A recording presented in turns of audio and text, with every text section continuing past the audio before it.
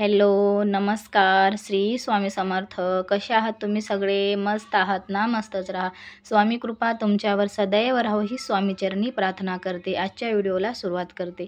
आजचा व्हिडिओ आहे तुम्हाला संकट चतुर्थी म्हणजेच अंगारकी चतुर्थी आहे उद्या, ती कशी साजरी करायची आहे सोप्या पद्धतीने ते मी तुम्हाला आजच्या व्हिडिओमध्ये सांगणार आहे.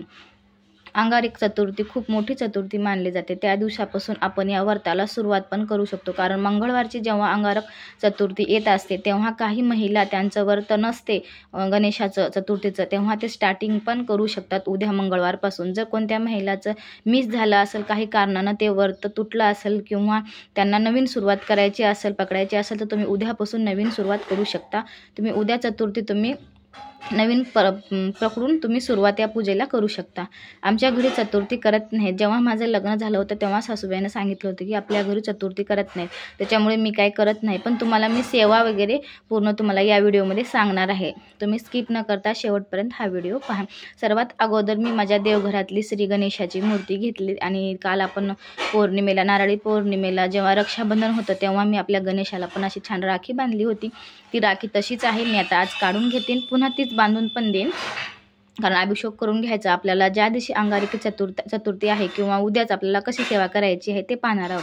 तर आपल्याला उद्या सर्वप्रथम सकाळची आपली देवपूजा वगैरे झाल्याच्या नंतर आपण गणेशाची मूर्ती काढून घेऊन तिला छान असे पंचोपकारी पूजा तिची करून घ्यायची आणि तिला आपल्याला अभिषेक वगैरे द्यायचा असतो. तुम्ही साधा पाण्याने अगोदर द्यायचा, नंतर पंचामृताने द्यायचा, किंवा तुमच्याकडे दूध असेल तर तुम्ही दुधानं दिलं तरीही चालतं.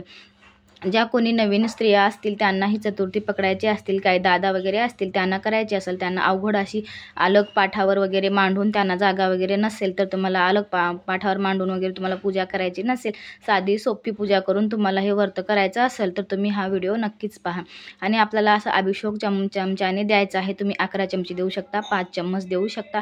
यथाशक्ती तुम्हाला जसा अभिषेक द्यायचा तुम्ही तसा देऊ शकता. तुम्ही चम्मचनं देऊ शकता किंवा तुम्ही एखादा छोटा पितळेचा तांब्या किंवा काही असं सामान घेऊन, वाटी वगैरे घेऊन त्याच्याने पण एकसारखी धार तुम्ही अशी अभिषेकाची देऊ शकता. अभिषेक देत असताना आपल्याला बोलायचा असतो मंत्र. तो मंत्र असा बोलायचा, ओम गणपते नमः, ओम गणपते नमः. तुम्ही असा साधा सिंपल मंत्र बोलला तरी चालतो. तुम्ही असा मंत्र म्हणत तुम्ही पूजेला सुरुवात करायची.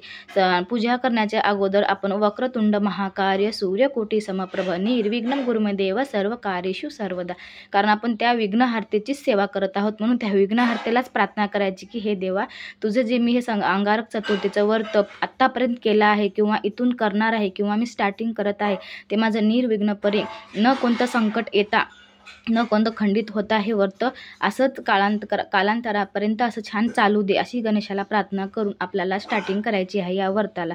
कारण माझी पण खूप इच्छा असते पकडायची, पण मी पकडू शकत नाही, कारण आमच्या घरी आधीच स्ट्रिक्टली सांगितलेलं आहे की तुम्ही कोणतीही गणेशाची सेवा करा, पण तुम्ही चतुर्थीचा उपवास वगैरे पकडू नका. ती आपली जशी विधिवत आपण अंगारक चतुर्थीची सेवा करतो तशी करायची नाही. म्हणून ज्या ताईच्या घरी अशी माझ्यासारखी प्रॉब्लेम असेल, त्यांना चतुर्थी करणं शक्य नसेल किंवा त्यांच्या घरी काही प्रॉब्लेम आले असतील, त्याच्यामुळे त्यांना ही चतुर्थी त्यांना करावीशी वाटते पण ते करू नाही शकत, तर त्या ताईंना पण मी सांगते की पूजा कशी करायची. त्यांनी असे साधा सिंपल आपल्या देवघरातले श्री गणेशाची मूर्ती घेऊन अभिषेक वगैरे सकाळी करून घ्यायचा.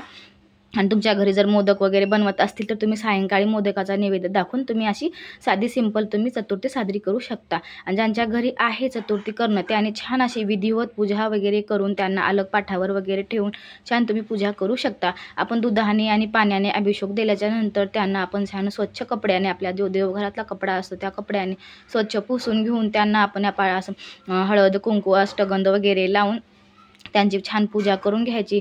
आणि आपल्याला त्यांना दुर्वा वगैरे व्हायचा असतो, दुर्वा वाहून घ्यायचा. आणि आघाडा असेल तर तुम्ही आघाडा पण वाहू शकता.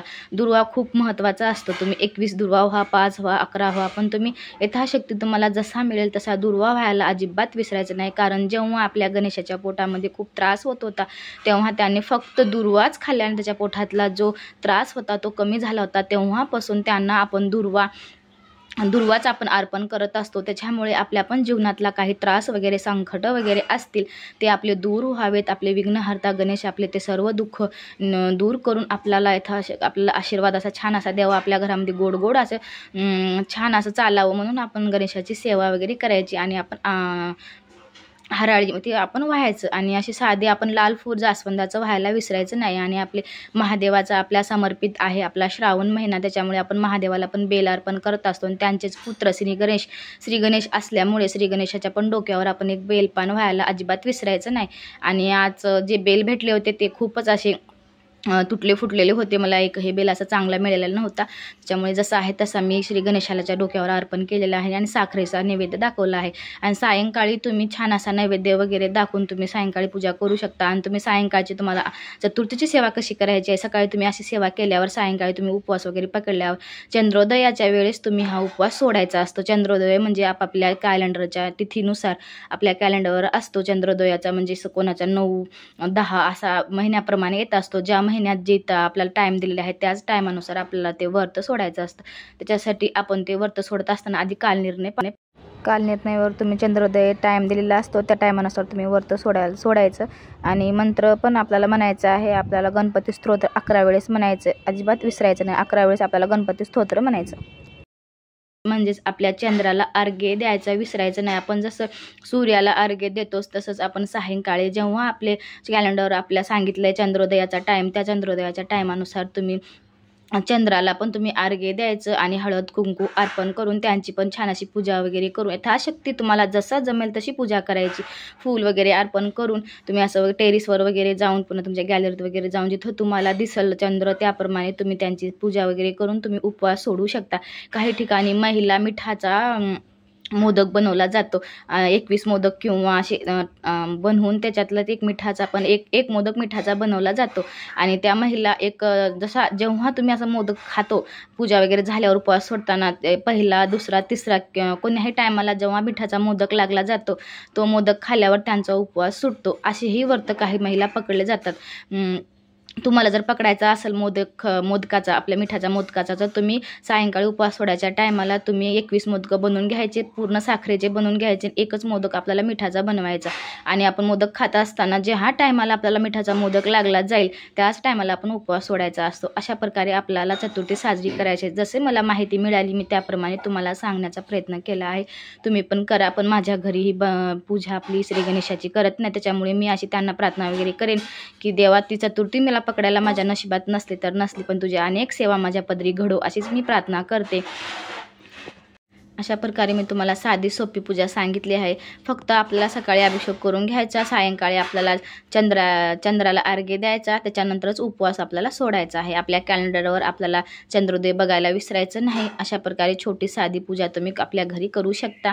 आणि तुम्हाला 21 दिवसाची तुम्हाला मी एक सेवा सांगणार आहे की मी माझ्या लग्नाच्या अगोदरपासून मी गणेशाची सेवा ती व्रत केलेलं होतं. मी तुम्हाला उद्याच्या व्हिडिओमध्ये नक्कीच मी तुम्हाला सांगणार.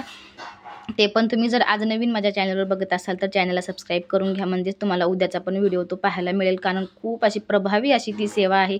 मला त्या सेवेमधून खूप चांगला अनुभव आलेला आहे. पण एवढंच मला दुःख वाटते की मला चतुर्थी पण मला खूप पकडावीशी वाटते, पण माझ्या घरी स्ट्रिक्टली सांगल्यामुळे मी पकडू नाही शकत. चला तर मग आता व्हिडिओचा इथंच आपण शेवट घेऊया. आणि तुम्हाला साधी सोपी माझी सांगण्याची पद्धत कशी वाटली नक्कीच मला कमेंट करून मला सांगा. आणि आपल्या गोड अशा कमेंट करा, त्याच्यामुळे मला पुढचे व्हिडिओ पण तुम्हाला द्यायला असं सोपं पडेल आणि छान पण वाटेल. त्याच्यासाठी चला बाय बाय सगळ्यांना. आणि हो, उद्याचा चतुर्थीच्या तुम्हा सर्वांना हार्दिक शुभेच्छा आणि उद्याचा दिवस तुम्हाला छान जावो ही स्वामीचरणी प्रार्थना. श्री स्वामी समर्थ.